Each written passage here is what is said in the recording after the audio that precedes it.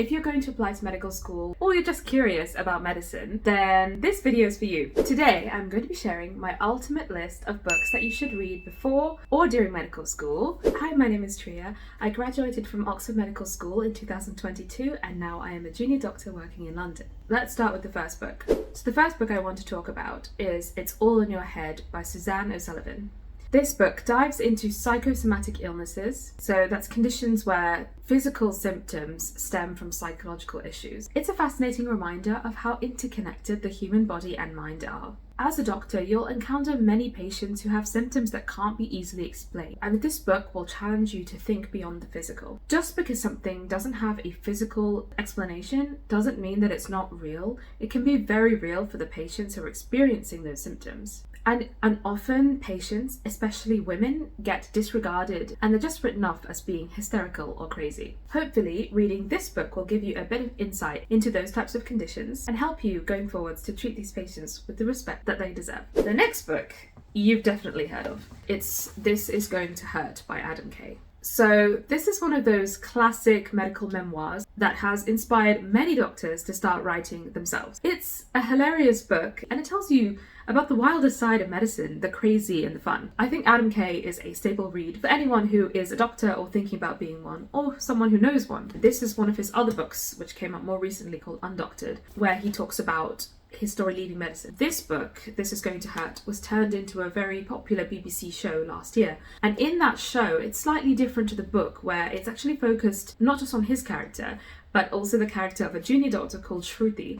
Adam Kay talks about the reason why he did this, which is to highlight the difficulties that doctors face and also how many doctors die by suicide. Important read because it's funny, but it's also thoughtful. The next book I want to talk about is Bad Science by Ben Goldacre. This is one of those staple books that I think all prospective medical students should read. It's an amazing book that teaches you how to critically analyze scientific papers and news articles. Often, headlines can be misleading, and this book tells you what to look for to figure out if those headlines are phony or not. It's a really interesting read because it goes back in time and it unpicks some of the big scandals in medicine. For example, the anti-vax movement and the medication called thalidomide and all the problems that resulted from that. This book is especially important for Oxbridge applications because, in my opinion, one of the most important things that Oxford Medical School teaches you is how to think for yourself, to not take anything for granted and not believe anything at face value. So if you can already do this because you've read this book, then you're already halfway there. The next book I want to talk about is When Breath Becomes Air by Paul Kalanithi. So this book is an emotional and eloquently written memoir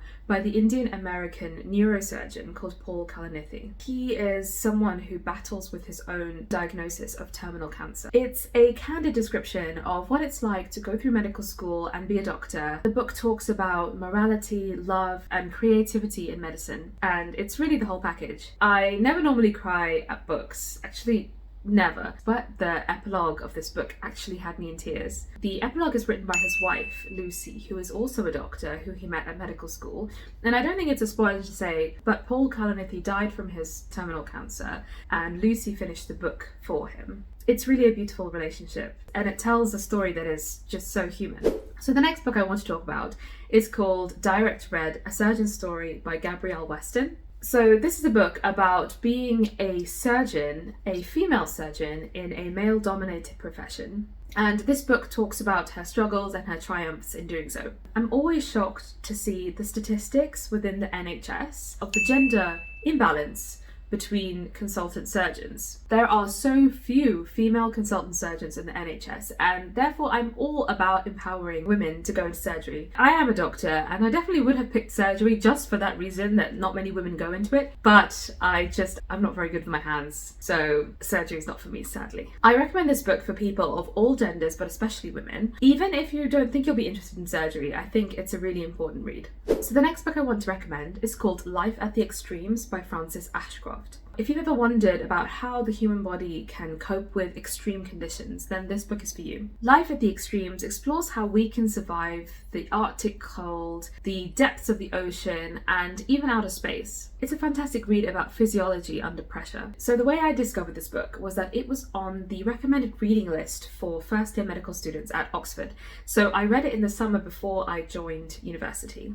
It's a book that's not really about clinical medicine and the day-to-day of being a doctor, but I think that's good because medicine is so much more than that. The book is about physiology and pathophysiology and taking things back to a cellular level. Medicine is as much a science as it is an art, and so this book is about that. And also, this book isn't just about human beings, it's about all the other living organisms that we have the privilege of sharing this planet with. I think it's an important read. So the next book I want to recommend is called The Devil You Know by Gwen Adshed. So Adshed is a forensic psychiatrist, and this is a book that takes us into the minds of people who have committed terrible crimes. In this book, Adshed humanizes these people and explores themes of trauma, rehabilitation, and redemption. And what I really like about this book is that you can get an insight into the minds of pedophiles and psychopaths and so many other things, but it does so in a way that isn't sensationalist and maintains respect. The next book I want to talk about is pretty popular, you probably heard of it. It is called The Man Who Mistook His Wife for a Hat by Oliver Sacks. So this is a classic and a must-read for anyone who is interested in neuroscience or being a doctor. So it's a collection of stories about real patients of Oliver Sacks who have complex neurological problems. It's funny, it's memorable, and just a bit of a flex, but Oliver Sacks was a British physician who studied medicine at the Queen's College, Oxford, which is the same place where I studied medicine. So yeah. The next book I want to recommend is this one. It's Invisible Women by Caroline Criado Perez. So this is a book that reveals how gender bias affects every single aspect of our lives, from the way that shopping mall toilets are organized to the size of our phones. Now, this book isn't specifically all about medicine, but it does have a few chapters about health inequalities and about how gender bias exists within healthcare and also scientific research. For example, it talks about how pregnant women are routinely excluded from clinical trials. And as a result, we lack robust evidence of how to treat pregnant women for practically anything. This became especially relevant during the pandemic with things like vaccines and antiviral medications. This is called The Gender Data Gap, and it's a great book which goes into many things like this. So the next book I want to talk about is called Did He Save Lives? A Surgeon's Story by David Selou. So David Selou is an NHS consultant surgeon who was wrongfully sent to jail for 15 months after a patient whose care he was involved with died. This book is really important because it talks about the toxic blame culture within the NHS and how that can impact doctors' mental health, as well as their clinical skills in a way that ultimately impacts patient care. Did you know that in the NHS, every 3 weeks a doctor takes their own life, and every 1 week a nurse in the NHS takes their own life? This is a really heartbreaking book. And it's one that exposes the flaws of the system that we work in. And it's really important to go into medicine with your eyes open. David Selou also talks about his experiences specifically as a black surgeon. And in the book, he talks about whether the outcome of what happened to him would have been different if he was white. And the answer is yes.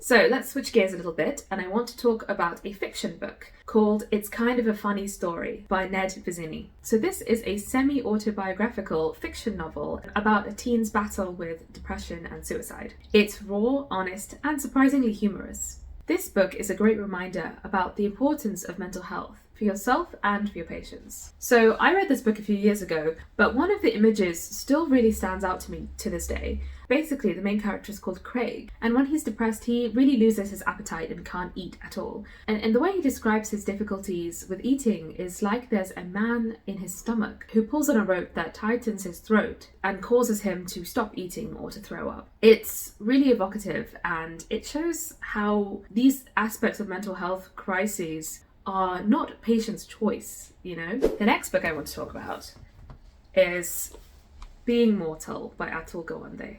He is an Indian American surgeon who has written many books about medicine. This one in particular is a classic medical student or applicant read, and for good reason. In this book, Gawande talks about how old age is medicalized, and he uses some interesting graphs to describe the pattern of health decline and how it's changed with modern medicine.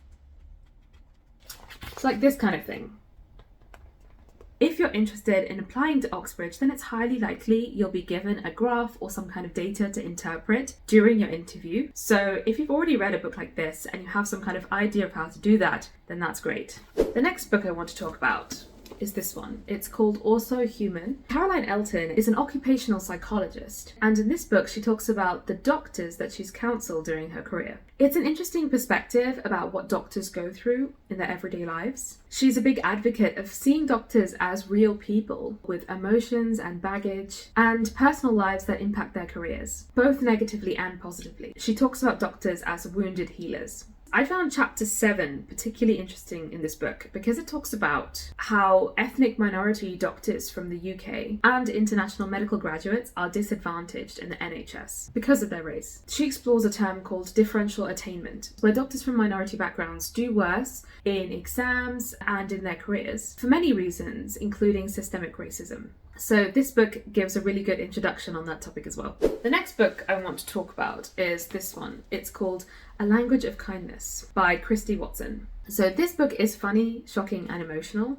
Christy Watson is a nurse who has worked for over 20 years. I think it's really important for doctors or future doctors to read books from the perspective of other allied healthcare professionals, which is why I chose to talk about this book in particular. Nurses are your teachers and your friends on the ward, so it's really important to have a good relationship with them and to understand what they do. Also, in some medical school interviews, if they are feeling particularly mean, they may ask you, why do you want to study medicine and become a doctor in particular, and not something else like a nurse or a physiotherapist or a psychologist? So it's important to have thought about that, and the way you can do that is by reading books like this.